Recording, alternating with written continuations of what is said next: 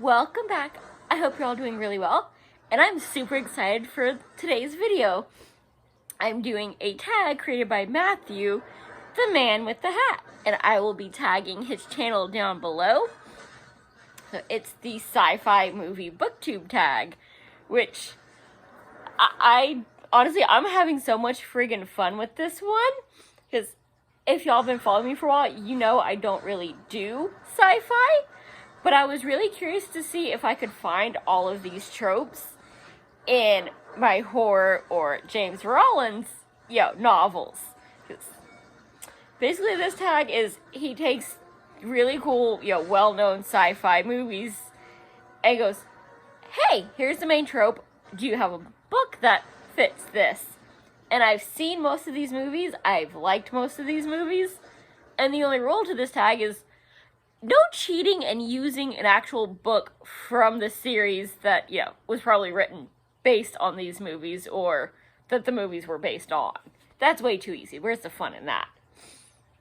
So I had to write them down in my trusty Hogwarts journal, and y'all know I like to occasionally, dress the part, but as much as I love dinosaurs, and there is a Jurassic Park tag on here, I don't really have any sci-fi, outfits, so we just had to go with magical and go Harry Potter. Getting into the herbology there. So, let's kick it off and see what we got. He about stumped me on these. Welcome to Earth, Independence Day, a novel about alien invasion. And I told y'all I was going to try to do all horror or, action-packed thrillers. I didn't quite manage, but I got close. Dean Koontz' The Taking. It's probably not technically an alien invasion, but, we get invaded by alien bacteria that takes over people and tries to destroy the world until the next day. So that was the closest I could come. Or other we found this weird thing, there is, the whole initial trilogy in the Preston and Child series where they find a relic, and which is the name of one of the books in the series, and it kind of mutates people. So it's kind of alien, even though it was totally natural and found on Earth. So, yep, this was the first thing I ever read by Dean Koontz. When I was 18, this scared the crap out of me. I probably should have actually had a roommate because I was living in a dorm at the time, and oh, it was freaking fun. So, horror and sci-fi. Prompt 2, Life Finds a Way, from Jurassic Park. Novel about where science runs amok. Now, this one I actually could have cheated. Got an eyelash poking me. Because I actually have the Jurassic Park books. Though I don't know why, because I have no good memories associated with them. I love the first 3 movies, and I was excited when they, renewed the trilogy, but I'm not a big fan of most of the Chris Pratt, ones that have continued. But Jurassic Park, the books are totally tainted for me. I had to read the first one as a rush job for science class in 8th grade, and then I was reading The Lost World when I found out, my grandma had passed, so that is forever tainted with bad memories. But I did find a book for it.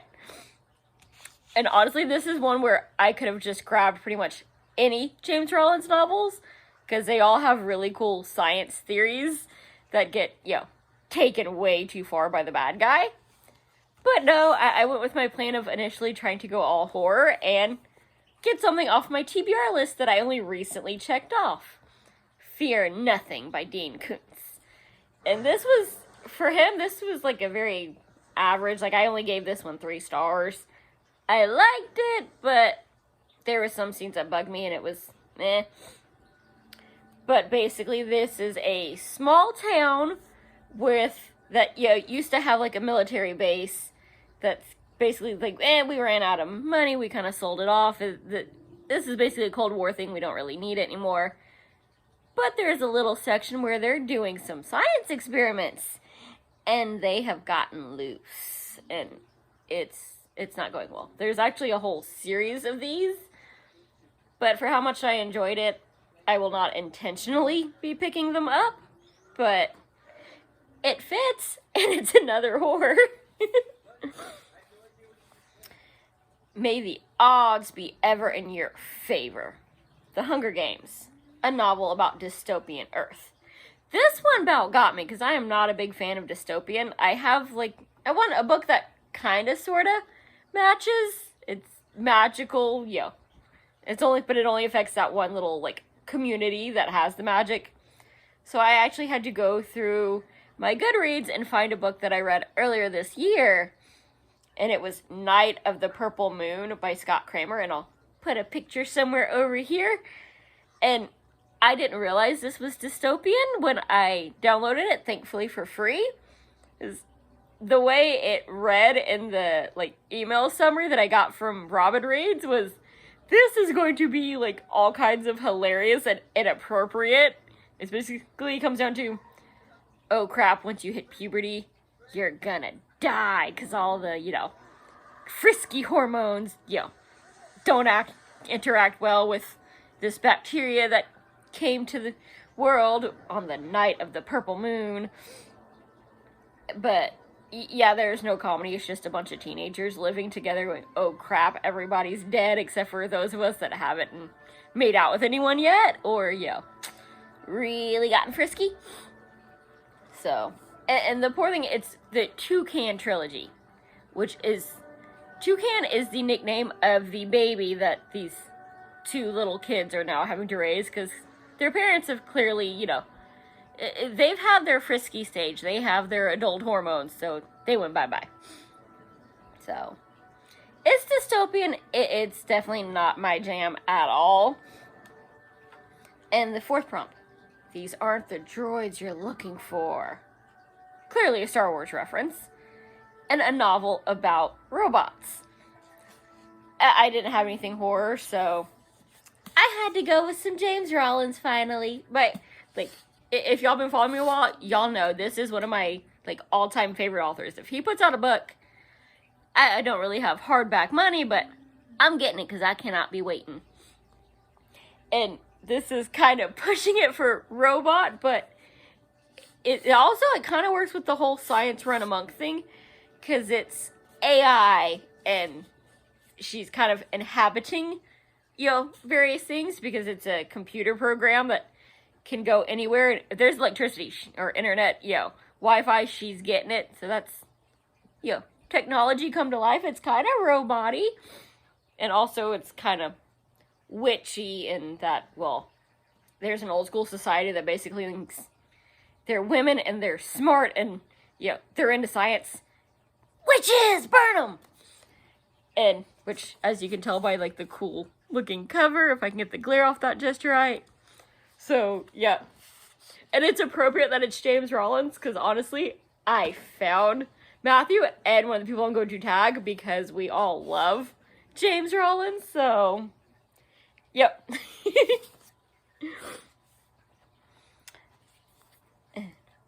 I'm going to butcher the heck out of this fifth one, but it's Klaatu, barada, nikto. Day the earth stood still. And the tag is immortality or resurrection plays a part. And honestly, I have a twofer for this one. I tried to not be too on the nose, because again, if y'all been watching me, y'all know I love me some urban fantasy. Y'all know I love me some vampires. And the two kind of go hand in hand. But that's just cheating, going immortality and resurrection and vampires. No, two on the nose, that's cheating. But I had two that were way too good to pass up. Frankenstein by Dean Koontz. Once again, going in the horror genre, because it's me. I gotta kind of buck the rules, and I just... He knew what he was doing when he tagged me. He knows I don't read sci-fi. But if Frankenstein isn't immortality and resurrection, I don't know what is. And I still need the fifth book in this series. As y'all know, I've been reading this and reviewing it for you. And the other one is one of my, favorite authors that got me into vampires in the first place. It's The Mummy by Anne Rice. And this is just freaking awesome. It's about Ramses, and we're in like old British time, and they got his mummy, and he has come back to life and killed somebody to protect the main character. And I haven't read this in a long time. I'm due for a reread, but I was all excited when they did a sequel. How did I forget that word? What the heck? But yeah, there's a sequel to this with Cleopatra, and I snagged it up going, it's mummies.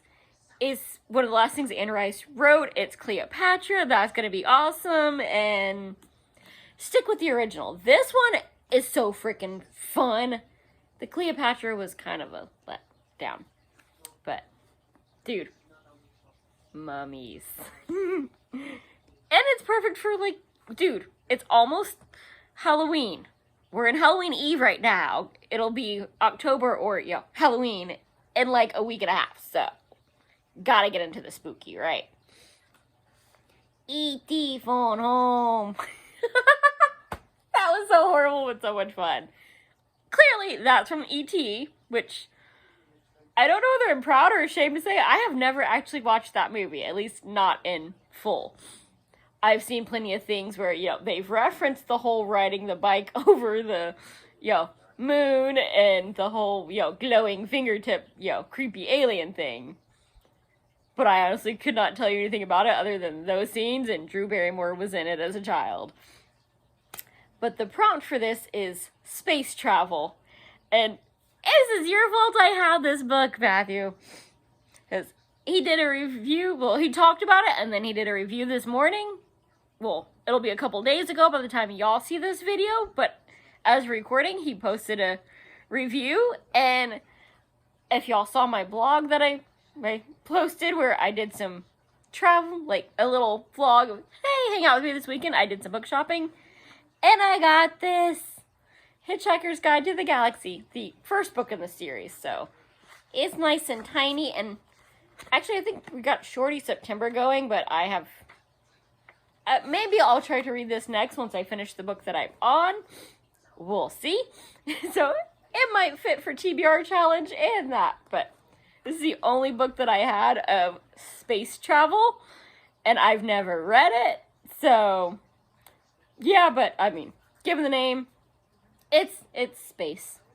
So, this is the only thing I had to fit the prompt. And it's actually sci-fi. Who knew I had one? And then... I'll be Buck. Obviously, from Terminator. Love those movies. Second one is by far the best. A novel about time travel. And this one really got me, because I have read one book. It's not really about time travel, but it has time travel.